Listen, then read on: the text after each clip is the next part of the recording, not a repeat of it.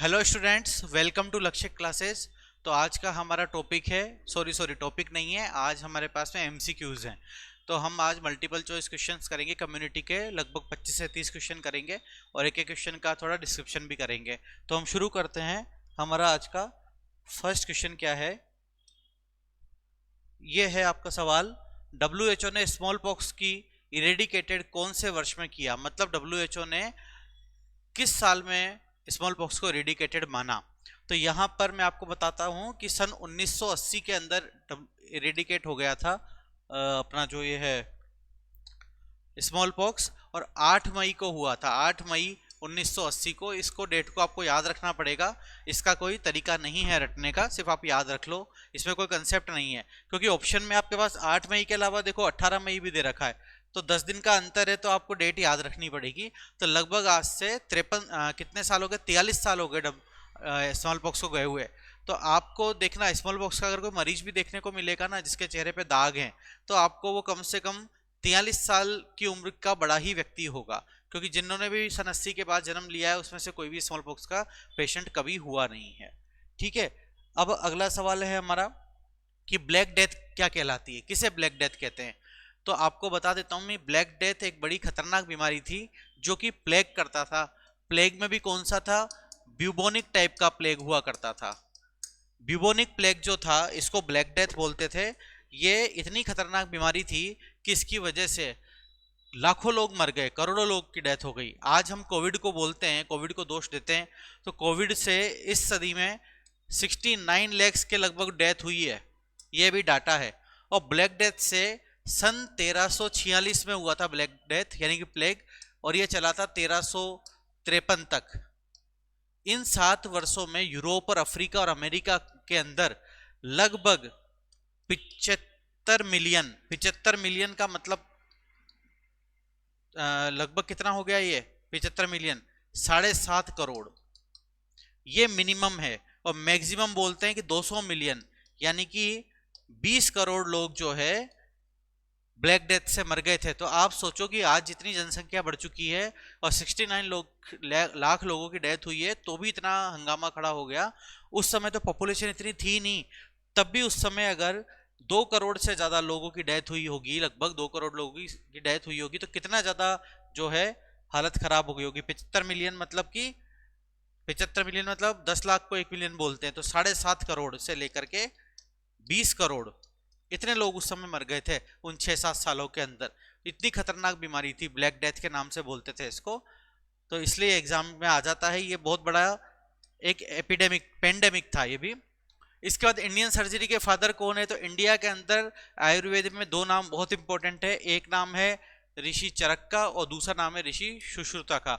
ऋषि चरक को बोलते हैं कि इंडियन मेडिसिन के फादर हैं, और ऋषि सुश्रुता, एस से सुश्रुता, एस से सर्जरी, ये इंडियन सर्जरी के फादर हैं। भारत देश के अंदर भी सर्जरी हुआ करती थी आयुर्वेद के अंदर, कई सारी नाक की सर्जरी, स्पेशली राइनोप्लास्टी बहुत ज़्यादा फेमस थी उस जमाने में, जो ऋषि सुश्रुता करते थे। ठीक है, इसलिए इनको फादर ऑफ इंडियन सर्जरी कहा जाता है। नेक्स्ट है लुई पाश्चर का क्या योगदान है? तो लुई पाश्चर ने बहुत सारे काम किए। एक तो जर्मन थ्योरी ऑफ डिजीज मैंने आपको पढ़ाई, उसके बाद वैक्सीनेशन ने कभी इनका योगदान रहा। इसके बाद में इन्होंने, लुई पाश्चर ने पाश्चराइजेशन की खोज करी। तो मिल्क का जो पाश्चराइजेशन है, मिल्क को गर्म करके उसके कीड़ों को मारने का काम करते हैं, जिसकी वजह से आज इतनी बड़ी दूध डेयरियां चल रही हैं, वो लुई पाश्चर की देन थी। तो 3 चीजें थी, germ theory of disease, chicken pox का, रेबीज का वैक्सीनेशन और पाश्चराइजेशन ऑफ मिल्क। तो ऑल ऑफ दी अबाव इसका आंसर जाएगा। ये सारे काम जो हैं इन्होंने किए हैं। अब नेक्स्ट क्वेश्चन आता है, question number 5, human development index के 3 डायमेंशन कौन से हैं एक्सेप्ट, मतलब कौन सा नहीं है?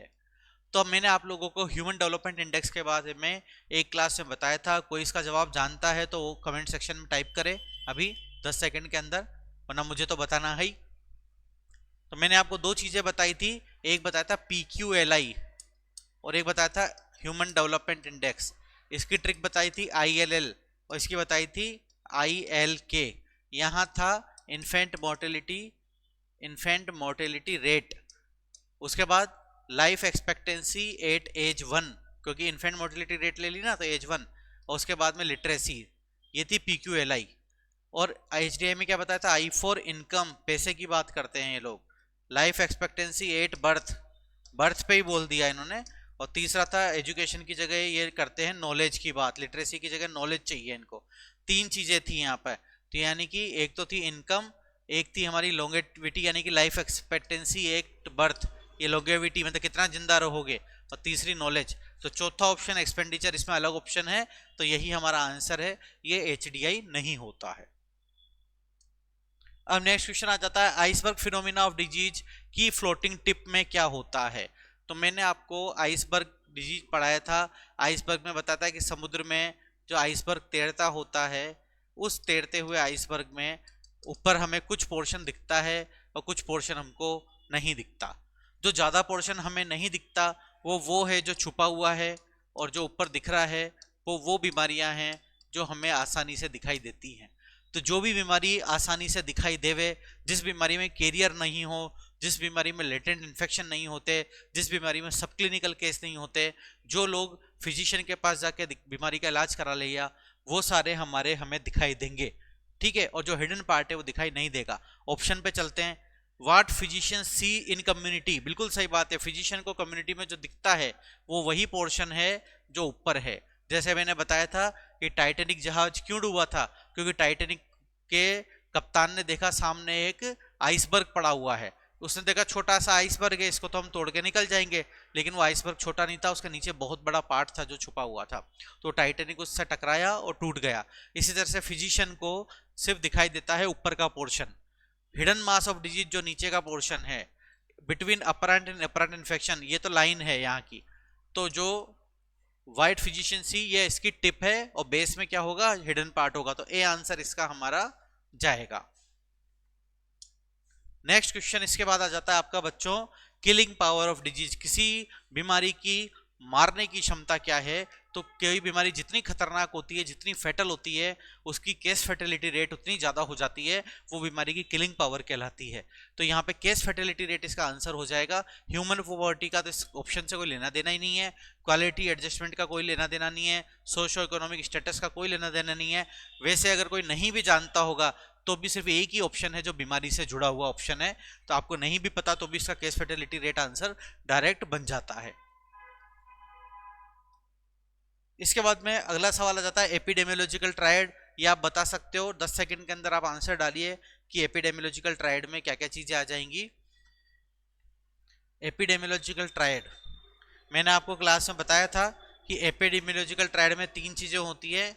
एक होता है आपका एजेंट, एक होता है आपका होस्ट, और एक होता है एनवायरमेंट। क्या क्या इसमें अवेलेबल हो रहा है, एजेंट भी अवेलेबल हो रहा है, हेरिटेरी अवेलेबल है, तो हेरिटेरी तो हमने पढ़ी ही नहीं, होस्ट है, एनवायरमेंट है, तो हेरिटेरी हमने नहीं पढ़ी। यही इसका आंसर है। एपिडेमियोलॉजिकल ट्रायड में क्या नहीं होता। अब आ जाता है आपका अगला सवाल, क्वेश्चन नंबर 9 है सॉरी। प्राइमरी प्रिवेंशन का उदाहरण है। प्राइमरी प्रिवेंशन कब करते हैं, जब बीमारी होती है उसके पहले करते हैं। प्राइमरी प्रिवेंशन में क्या क्या आता है, हेल्थ प्रमोशन और स्पेसिफिक प्रोटेक्शन, टीका लगाना इत्यादि इत्यादि, है ना। तो मैरिज की काउंसलिंग करना, बिल्कुल मैरिज की काउंसलिंग करना प्राइमरी प्रिवेंशन में आ सकता है। ऐसा कहते हैं कि भैया शादी से पहले कुंडली मिलाने से ज्यादा जरूरी है कि आप उनका जीन्स मिला के देख लो, जेनेटिक काउंसिल करके देख लो, क्या पता है बच्चे को कोई ऑटोसोमल रिसेसिव डिसऑर्डर हो और दोनों को, और जाके बच्चे इन्हें तकलीफ में आ जाए। तो इसलिए मैरिज काउंसलिंग जो है बीमारी होने से पहले का उपचार है।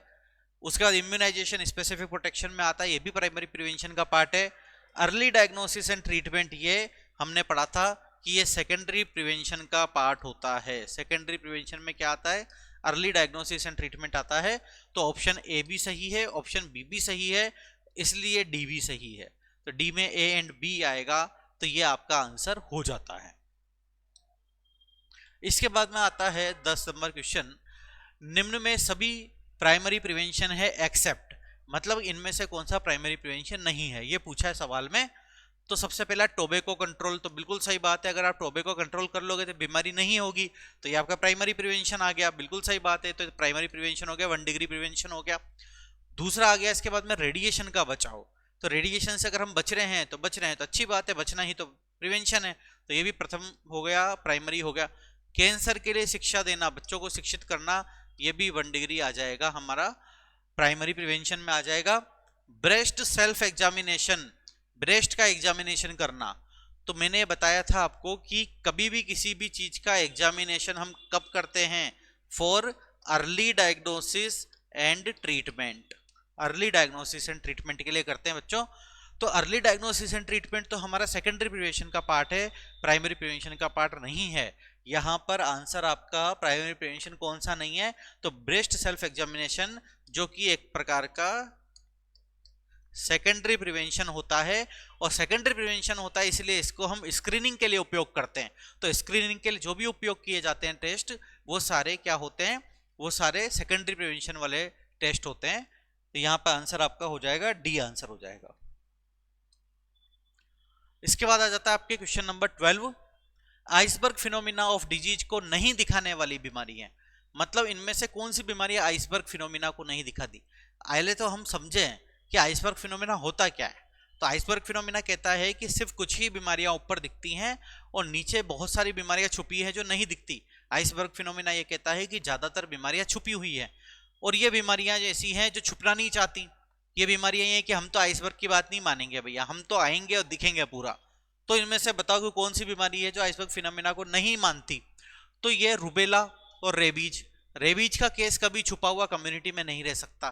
क्यों नहीं रह सकता? रेबीज अगर किसी को हो गया तो व्यक्ति कैसा हो जाता है, पागल जैसा हो जाता है। वो व्यक्ति अंधेरे में भागता है, वो व्यक्ति किसी को काट भी सकता है, उसके गले में बहुत ज़्यादा दर्द होता है, उसको पानी पिलाते हैं तो जोर से रोता है, काटने की कोशिश करता है। तो इस तरह का व्यक्ति रेबीज का हो जाता है। और जब इस तरह का व्यक्ति हो गया तो क्या वो छुपा रह सकता है क्या वो एसिम्प्टोमेटिक रह सकता है क्या? नहीं रह सकता। इसलिए रेबीज तो आइसबर्ग को नहीं दिखाएगी। दूसरा है टिटनेस। टिटनेस भी आपके आइसबर्ग फिनोमिना को नहीं दिखाती, क्योंकि टिटनेस ऐसी बीमारी है जिसमें एक बार सिम्टम्स आ गए वो आएंगे ही आएंगे, एसिम्प्टोमेटिक नहीं रहेगा टिटनेस अगर किसी को हो गया तो। इसके बाद में मीजल्स। मीजल्स का सेकेंडरी अटैक रेट बहुत ज़्यादा है। मीजल्स ऐसी बीमारी है जिसमें सिम्टम्स आते ही आते हैं। तो इसलिए सारी बीमारियां ऐसी हैं जो आइसबर्ग फिनोमिना को नहीं दिखाती हैं। इनमें all of the above answer आएगा इसके अंदर। इसके बाद आ जाता है अपना अगला सवाल कि इम्यूनाइजेशन क्या है। तो इम्यूनाइजेशन क्या है, किस प्रकार का प्रिवेंशन है? इम्यूनाइजेशन एक प्रकार का स्पेसिफिक प्रिवेंशन है, स्पेसिफिक प्रोटेक्शन है, और सारे स्पेसिफिक प्रोटेक्शन हमारे प्राइमरी प्रिवेंशन के अंदर आते हैं। चाहे आप कुछ वैक्सीनेशन दो, चाहे विटामिन ए पिलाओ, चाहे आयरन फोलिक एसिड आप खिलाओ किसी को जिसमें एनीमिया नहीं है। जिसमें एनीमिया नहीं है उसको प्रोफाइलेक्सिस के लिए आयरन फोलिक एसिड खिलाना स्पेसिफिक प्रोटेक्शन कहलाएगा। लेकिन जिसमें एनीमिया है उसको आयरन फोलिक एसिड खिलाना अर्ली डायग्नोसिस एंड ट्रीटमेंट कहलाएगा। देखो अंतर है दोनों चीजों में।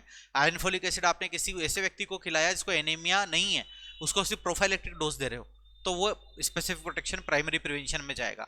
लेकिन आपने किसी बीमार व्यक्ति को जिसको वो एनीमिया है उसको अगर आयरन फोलिक एसिड खिलाओगे, इसका मतलब आप उसका ट्रीटमेंट कर रहे हो, तो वो अर्ली डायग्नोसिस एंड ट्रीटमेंट के अंदर जाएगा। ठीक है बच्चों, यहाँ पे इम्यूनाइजेशन एक प्रकार का स्पेसिफिक प्रिवेंशन है, प्राइमरी प्रिवेंशन है, तो इसका आंसर ए आ जाएगा आपके। ठीक है, इसमें देखो स्पेसिफिक प्रोटेक्शन तो ऑप्शन में दे ही नहीं रखा कहीं पे भी। इसके बाद में नेक्स्ट क्वेश्चन आता है हेल्थ स्कूल में बच्चों का स्वास्थ्य चेकअप कौन से लेवल की प्रिवेंशन में आता है? अब छोटे बच्चों का स्वास्थ्य चेकअप करने गए भाई, तो चेकअप करने गए, चेकअप क्यों करते हैं? अर्ली डायग्नोसिस एंड ट्रीटमेंट के लिए, वरना चेकअप क्यों करेंगे, है ना?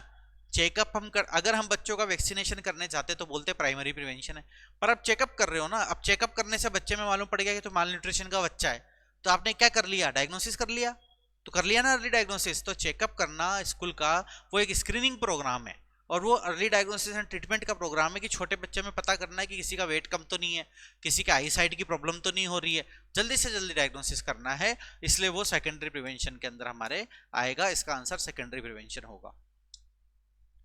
फिर क्वेश्चन नंबर आ जाता है हमारे पास में 15, विटामिन ए प्रोफाइलेक्सिस क्या है? अभी अभी मैंने बताया था कि इम्यूनाइजेशन करना हो या विटामिन ए पिलाना हो, ये स्पेसिफिक प्रोटेक्शन के अंदर आते हैं जो कि प्राइमरी प्रिवेंशन का पार्ट है। अब आप देख लो प्राइमरी ऑप्शन में है क्या? प्राइमरी तो ऑप्शन में नहीं दिया, स्पेसिफिक प्रोटेक्शन डायरेक्ट ऑप्शन में दे दिया। ये एक प्रकार का प्राइमरी प्रिवेंशन है।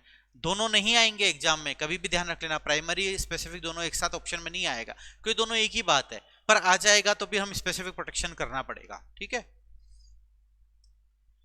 इसके बाद आ जाता है आपका question number 16, natural history of disease कौन सी स्टडी से की जाती है। अब देखो ये अलग क्वेश्चन आ गया, अभी तक हम पढ़े नहीं है ना, अभी तक हमने पढ़ा नहीं है, लेकिन मैंने क्वेश्चन फिर भी डाल दिया। मैं कहा थोड़ा आपको इस बारे में बता दूंगा, आपको बाद में पढ़ेंगे जब पढ़ते रहेंगे। तो नेचुरल हिस्ट्री ऑफ डिजीज क्या कहती है? नेचुरल हिस्ट्री ऑफ डिजीज कहती है कि बीमारी के एजेंट का शरीर में घुसना, फिर पूरी बीमारी का डेवलप होना, शुरू में इंक्यूबेशन पीरियड आना, फिर सिम्टम्स आना, सिम्टम्स के बाद में आगे रिकवरी होना, फिर रिकवरी के बाद में मॉर्बिडिटी होना, या रिकवरी नहीं होकर सीधी डेथ हो जाना। ये पूरा जो सीक्वेंस है ये नेचुरल हिस्ट्री ऑफ डिजीज कहलाता है। अब आप इसको पढ़ाई कैसे करोगे, किस स्टडी से पता करोगे? तो हमारे पास दो तरह की स्टडी होती है, क्रॉस सेक्शनल स्टडी होती है, लॉन्गिट्यूडिनल स्टडी होती है। क्रॉस सेक्शनल स्टडी में तो हमने क्या किया, एक दिन गए और जाकर के सिंगल डे में स्टडी करके आ गए, एक दिन मरीज से मिलकर के आ गए, उससे उसका हालचाल पूछ के आ गए कि तूने क्या खाया था, क्या पिया था, कैसे सिम्टम्स आए थे, क्या हुआ था। तो उस एक दिन में तो हमें ये नहीं पता चलने वाला कि एजेंट कब गया, कितने दिनों के बाद आदमी बीमार हुआ, तो हमें इंक्यूबेशन पीरियड का पता चले, ये नहीं पता चलने वाला। तो हम क्रॉस सेक्शन स्टडी का मतलब होता है ये कट बनाना, हमने ऐसे कट बना दिया, अब इसी दिन जाके पूछ लिया जो पूछना है। लॉन्गिट्यूडिनल ऐसे चलती है यूं, तो लॉन्गिट्यूडिनल स्टडी जो है जैसे कोहर्ट स्टडी है, उसके अंदर स्टडी ऐसे चलती है कि पेशेंट के जिस दिन डिजीज का एजेंट बॉडी में घुसा उस दिन से हम उसको फॉलो करते हैं, देखते हैं कि इसके साथ आगे क्या क्या होने वाला है। तो लॉन्गिट्यूडिनल स्टडी जो लंबे समय तक चलती है वो इसका आंसर होगा स्टडी नंबर बी, यानी लॉन्गिट्यूडिनल। इसके बाद आ जाता है आपका क्वेश्चन नंबर 17, बीमारी के ऑनसेट से पहले एक्शन लेना। तो बीमारी अगर हो गई तो अर्ली डायग्नोसिस एंड ट्रीटमेंट, और बीमारी के होने से पहले पहले लेना है तो प्राइमरी प्रिवेंशन इसका आंसर हो जाएगा। तो प्राइमरी प्रिवेंशन हमारे यहाँ आता है। अब आप बोलोगे प्राइमोडियल में भी तो बीमारी नहीं हुई, पर प्राइमोडियल में रिस्क फैक्टर नहीं था, इसलिए हम बीमारी होने से जस्ट पहले प्राइमरी प्रिवेंशन की बात करते हैं यहाँ पे। इसके बाद आ जाता है क्वेश्चन नंबर 17, कैरियर नहीं पाए जाते, कौन सी कंडीशन में कैरियर नहीं पाए जाते? तो देखो टाइफाइड में तो मैंने पूरी कहानी सुनाई थी कि टाइफाइड मेरी एक नाम की महिला थी जिसने टाइफाइड को फैलाया था। हेपेटाइटिस बी का कैरियर, हेपेटाइटिस बी जिसको भी हो जाता है, अगर ऐसे व्यक्ति का आप सैंपल ले रहे हो और निडल आपके घुस जाती है तो आपको भी हेपेटाइटिस बी हो जाता है। इसलिए सभी नर्सिंग स्टाफ को बोलते हैं कि हेपेटाइटिस बी का वैक्सीनेशन कराओ। सभी मेडिकल हेल्थ पर्सनल को हेपेटाइटिस बी का वैक्सीन कराना जरूरी होता है, क्योंकि हेपेटाइटिस बी का जो मरीज है वो भी बीमारी फैलाता है, और जो मरीज नहीं है जो कैरियर अवस्था में बीमारी को लेकर घूम रहा है वो भी हेपेटाइटिस फैलाता है। तो ये दो चीजें तो हमारी कैरियर वाली हैं। अब दो ऑप्शन बचा, डिप्थीरिया और हुपिंग कफ। हुपिंग कफ का मतलब होता है पर्टूसिस, काली खांसी, और डिप्थीरिया में भी खांसी होती है। तो मैं बता देता हूँ, डिप्थीरिया में तो होता है आपका कैरियर, पर्टूसिस में कभी कोई ऐसा कैरियर आपको नहीं मिलेगा जो एसिम्प्टोमेटिक कैरियर हो, नहीं मिलेगा। सब क्लिनिकल इन्फेक्शन पर्टूसिस में नहीं मिलता। तो इसका आंसर सी आंसर है, इसको याद रखना। इसके नाम में हु मतलब क्या होता है, कौन, तो इसमें पता नहीं, इसमें एसिम्प्टोमेटिक कैरियर है ही नहीं, है ना, ऐसे याद रख लो, हु माने कौन, कौन है एसिम्प्टोमेटिक कैरियर, मतलब कोई नहीं है, ठीक है। तो यहाँ पे कैरियर नहीं पाया जाता हुपिंग कफ में। इसके बाद में आता है question number 19, biological spectrum of disease क्या होता है? तो बायोलॉजिकल स्पेक्ट्रम ऑफ डिजीज का मतलब होता है कि बीमारी कुछ लोगों में दिखती है, कुछ लोगों में नहीं दिखती, ठीक है। तो वो कुछ लोगों में जो दिखती है वो टिप ऑफ आइसबर्ग पे चले जाते हैं, और कुछ जिन लोगों में नहीं दिखती उनको बोलते हैं बॉटम ऑफ आइसबर्ग।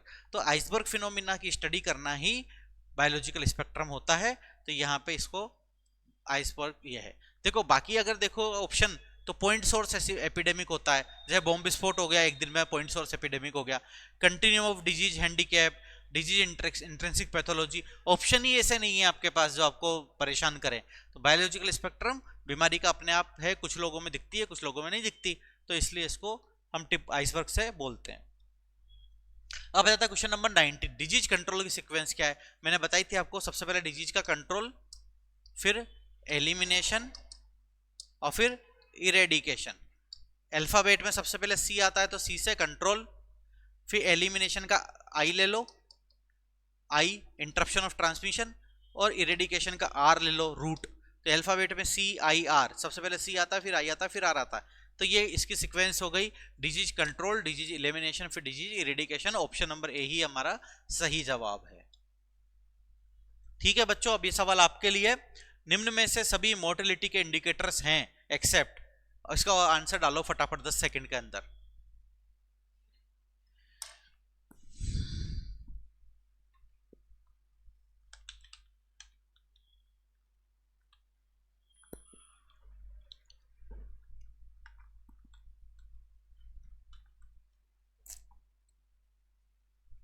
हाँ ठीक है, तो देखो मोर्टेलिटी का मतलब होता है मृत्यु, डेथ की बात कर रहे हैं। केस फर्टिलिटी रेट यानी कि डेथ की बात हो गई, तो ये डेथ का मोर्टेलिटी का फैक्टर हो गया। दूसरा लाइफ एक्सपेक्टेंसी, जीवन कितना जिएगा, तो जीवन जीने के बारे में पता लग गया, इसका मतलब आपको कहीं ना कहीं मृत्यु के बारे में भी पता चल गया, तो इसको भी हम मोर्टेलिटी का फैक्टर मान लेते हैं। तीसरा ड्यूरेशन ऑफ सिकनेस, बीमारी है कितने दिनों की बीमारी है, तो ये ड्यूरेशन ऑफ सिकनेस किस में काम आता है, ये आता है जैसे स्कूल से छुट्टी की प्रार्थना पत्र दे दी, जॉब में से मेडिकल सर्टिफिकेट दे दिया, तो ये आपका मोर्टेलिटी को नहीं दिखाता है ना। और चौथा है स्टैंडर्डाइज डेथ रेट, तो ये तो डेथ रेट की बात कर रही है, तो मोर्टेलिटी के 3 कारक हमारे पास पता चल गए। चौथा बचा हुआ हमारा ड्यूरेशन ऑफ सिकनेस, सिर्फ सिकनेस के ड्यूरेशन को बता रहा है। बीमारी कुछ भी हो सकती है, खांसी जुकाम बुखार भी हो सकता है ना, नॉर्मल बीमारी भी हो सकती है, तो मोर्टेलिटी की बात नहीं कर रहा, तो ये इंडिकेटर मोर्टेलिटी का नहीं है हमारा। इसके बाद नेक्स्ट क्वेश्चन है प्रिविलेंस, तो प्रिविलेंस क्या है, रेट है कि रेशो है कि प्रोपोर्शन है, पढ़ाया था मैंने। प्रिविलेंस होता क्या है, total number of cases in है पॉपुलेशन, पूरी पॉपुलेशन में कितने केसेज उसका प्रतिशत, क्या आप कहते हैं हमारे देश में एनीमिया कितना है कि साहब 20%, डायबिटीज कितनी है 5%, तो प्रतिशत में निकाल रहे हैं। और क्या निकाल रहे हैं, total number of cases old plus new upon population गुणा 100, तो इन पॉपुलेशन में से तो ये बीमार है, तो या तो ये रेट हो सकती है या फिर ये प्रपोर्शन हो सकता है। अब 100 पे निकाल रहे हैं, तो 100 पे तो हमेशा अपन प्रतिशत पे प्रपोर्शन को ही निकालते हैं, तो प्रपोर्शन इसका आंसर हो जाएगा। अब आ गया क्वेश्चन नंबर 22, इनमें से सभी किल्ड वैक्सीन एक्सेप्ट, मतलब कि कौन सी लाइव है ये पूछा है। तो मैंने लाइव वैक्सीन की ट्रिक बताई थी आपको, टिप्स बाय C2MMR है ना, टिप्स बाय C2MMR। तो बाय में जो वाई था, वाई क्या था, येलो फीवर था, तो येलो फीवर एक लाइव वैक्सीन है, ठीक है। किल्ड वैक्सीन की ट्रिक बताई थी, जापानीज की खीर KHIR, जापानीज इंसेफेलाइटिस ये किल्ड है, ये मिल गया जापानीज इंसेफेलाइटिस। की किल्ड माने साक, साक मिल गया, साक पोलियो मिल गया। खीर में कैसे KFD था, ए से हेपेटाइटिस था, आई से इन्फ्लुएंजा था, आर से रेबीज था। हेपेटाइटिस मिला, रेबीज मिल गया, चलो तो बचा क्या, येलो फीवर अकेला बचा। तो कैसे भी कर लो आप, या तो आप किल्ड को याद कर लो या आप लाइव को याद रख लो, दोनों में से किसी भी एक को याद रख लो, ठीक है। इसके बाद आ जाता है साक वैक्सीन क्या होता है, तो 2 तरह के वैक्सीन होते हैं, साक और साबिन। साक के नाम में के आ रहा है, कैसे किल्ड हो जाएगा, तो ये किल्ड वैक्सीन है, ठीक है। अब देखो इन्होंने ऑप्शन कैसे दिए हैं, लाइव वैक्सीन लाइव एटीट्यूटेड, तो लाइव वैक्सीन लाइव एटीट्यूटेड तो एक ही चीज है, तो 2 आंसर तो हो नहीं सकते, तो आपके पास ये या तो लाइव होता है या किल्ड होता है, तो किल्ड ही बचा, टॉक्सोइड होता नहीं है ये। अब आ गया क्वेश्चन नंबर 24, देखो बड़ा जल्दी जल्दी कर लिया हमने क्वेश्चन आज फटाफट।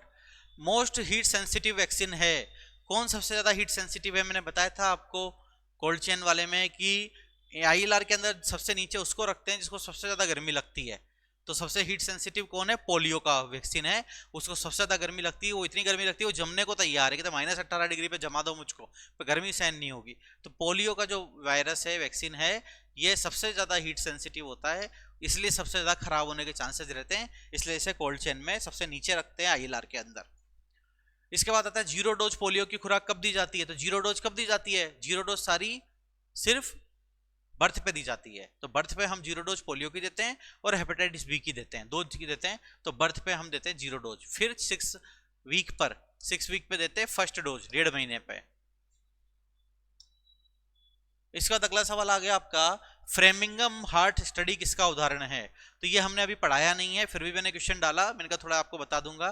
फ्रेमिंगम हार्ट स्टडी ये एक प्रकार की कंजेनाइटल हार्ट डिजीज की स्टडी है, जो कि कोहोर्ट स्टडी है, ये इसको याद रख लेना आप। फ्रेमिंगम हार्ट स्टडी बहुत इंपॉर्टेंट है, कोहोर्ट की स्टडी होती है। इसका क्वेश्चन है कोल्ड चेन फेलियर का अत्यधिक रिस्क कहाँ रहता है, तो अत्यधिक कोल्ड चेन है क्या, कोल्ड चेन में हमको ठंडा रखना है, फ्रीज चाहिए, ILR चाहिए, डीप फ्रीजर चाहिए, तो लाइट जहां नहीं आएगी, वहां जहां लाइट नहीं आएगी, जहां लाइट बार बार जाती होगी, इलेक्ट्रिसिटी की प्रॉब्लम होगी, वहां पर फ्रीज उतना ठंडा नहीं रहेगा। तो लाइट कहां जाती है ज्यादा, शहरों में या गांवों में, तो ऑब्वियसली गांवों में जाती है। तो यहाँ पे देख लो आप, regional district PSC sub centre, तो सब सेंटर और विलेज लेवल पे फेलियर के चांसेस रहेंगे सबसे ज्यादा, क्योंकि वहां तक पहुंचते पहुंचते कोल्ड चेन कहीं ना कहीं ब्रेक हो सकती है इस कारण से। उसके बाद आता है किल्ड वैक्सीन क्या है, तो किल्ड वैक्सीन की ट्रिक बताई थी, जापानीज की खीर, तो जापानीज इंसेफेलाइटिस वो इसमें ऑप्शन में नहीं है। के आई किल्ड, किल्ड बताता साक वैक्सीन है ना, वो भी ऑप्शन में नहीं है, ओपी भी दे रखा है, ओपी में तो लाइव होता है। फिर खीर KHIR, के से था KFD, ए से था हेपेटाइटिस, आई से था इन्फ्लुएंजा और आर से था रेबीज। कौन सा ऑप्शन में दे रखा है बच्चों, इसमें से देखो हेपेटाइटिस दे रखा है। और अगर ऐसे देख लो टिप्स बाय C2 MMR से, टिप्स बाय C2 MMR से देखोगे तो मीजल्स MMR में आ गया, OPV आ गया, टिप्स बाय बी में BCG आ गया। तो कैसे भी कर लो आप, किल्ड पढ़ लो या लाइव पढ़ लो, कैसे भी कर लो। 29 नंबर क्वेश्चन कहता है कि पीएससी लेवल पर वैक्सीन स्टोर कहाँ किया जाता है, तो पीएससी लेवल पे स्टोर करने के लिए आजकल सरकार ने सब जगह ILR लगा दी है, आइसलैंड रेफ्रिजरेटर लगा दी है। पीएससी आप कोई भी पीएससी पे आपको ILR मिल जाएगा, वहां पे आप रख सकते हो, ठीक है। वॉक इन कोल्ड रूम तो यहाँ मिलेंगे नहीं, वो तो बड़े लेवल पे मिलते हैं। डीप फ्रीजर में वैक्सीन स्टोर नहीं होता, डीप फ्रीजर में तो आइस पैक स्टोर होते हैं, ये ऑप्शन भी कट गया। कोल्ड बॉक्स के अंदर स्टोर नहीं किया जाता, कोल्ड बॉक्स में ओनली ट्रांसपोर्ट किया जाता है। तो अगर आप वैसे भी पढ़ोगे तो आपको पता लग जाएगा कि ILR ही हमारा आंसर है। और लास्ट क्वेश्चन है आज का, वो ये है MMR वैक्सीन कैसा होता है, लाइव होता है, किल्ड है, टॉक्सोइड है। तो हमारी ट्रिक थी टिप्स बाय C2 MMR, तो इसमें ये लाइव वैक्सीन की ट्रिक थी, तो MMR जो है हमारा लाइव वैक्सीन में आएगा। तो हमने आज देखो इतनी स्पीड में लगभग कितना समय हुआ होगा, आधा घंटा हुआ है, 30 मिनट में हमने 30 सवाल सोल्व कर लिए। तो आप लोगों को MCQ जब सोल्व करो तो प्रैक्टिस कैसे करोगे, किताब उठाओ, घड़ी उठाओ, घड़ी में टाइमर सेट करो, टाइमर सेट करने के बाद MCQ स्पीड में सोल्व करने की कोशिश करो, और MCQ पे पेंसिल से निशान लगाते जाओ, ठीक है, कि ये मेरा आंसर, ये मेरा आंसर, ये मेरा आंसर, ये मेरा आंसर। आप देखो 100 क्वेश्चन करने में आपको कितना समय लग रहा है, इससे आपकी एग्जाम की प्रैक्टिस भी होगी। आपके 180 मिनट में 200 क्वेश्चन आने वाले, आपकी प्रैक्टिस होगी एग्जाम की कि मैं कितनी देर में कितने क्वेश्चन सोल्व कर पा रहा हूँ या कर पा रही हूँ, ठीक है। जितने क्वेश्चन आपके सोल्व होते हैं उनमें से फिर आप जब कॉपी चेक करोगे तो आपको मालूम पड़ेगा कि इनमें से मेरे कौन कौन से सही हैं। तो जो सवाल आपका पहली बार में सही हो रहा है वो तो आपका हमेशा सही हो जाएगा, आपके बेसिक नॉलेज से भी सही हो जाएगा। जो सवाल आपका सही नहीं हो रहा उसको इंपॉर्टेंट मार्क कर लो, फिर अगली बार रिवीजन में सिर्फ आपको वही वाले पढ़ने हैं, पहले वाले नहीं पढ़ने। 3 बार जब आपका रिवीजन हो जाए, पहली बार हो गया, दूसरी बार आपको इंपॉर्टेंट पता लगे, उन इंपॉर्टेंट को थोड़े दिन बाद करो, फिर उन इंपॉर्टेंट में से जो मिले उसको फिर तीसरी बार करो, फिर जब थर्ड बार करोगे तो एक बार आपको पूरा वापस से रिवाइज करना है। तो इस तरीके से आप MCQ सोल्व करने की प्रैक्टिस करो, ठीक है बच्चों। आपको सोमवार को मिलते हैं। सोमवार को ध्यान रखना है कि अपनी जो लाइव क्लास है वो लक्ष्य नर्सिंग के चैनल पे आएगी, क्योंकि लक्ष्य क्लासेस के चैनल पे बहुत सारी दुनिया भर की क्लासेस चलती हैं, इसलिए हमारे नर्सिंग वाले स्टूडेंट्स को, नोट सेट वाले बच्चों को परेशानी हो रही है, उनको क्लासेस ढूंढने में तकलीफ आती है, इसलिए हमने लक्ष्य नर्सिंग का एक नया चैनल बना दिया है। लक्ष्य नर्सिंग आप यूट्यूब में सर्च कर लेना, वहां से चैनल मिल जाएगा। अगर वहां से नहीं मिलता है तो आपको वीडियो के लिंक में मिल जाएगा, वहां से आप लक्ष्य नर्सिंग को आप सब्सक्राइब कर लें। सोमवार को जो 3:30 बजे की लाइव क्लास होगी उसमें हम कॉन्ट्रासेप्शन पढ़ाऊंगा मैं, वो आपकी लक्ष्य नर्सिंग पर ही होगी, ठीक है बच्चों। तो आपको मिलते हैं, अब संडे की छुट्टी एंजॉय करो और उसके बाद में हम आपको मंडे से क्लास लगाएंगे।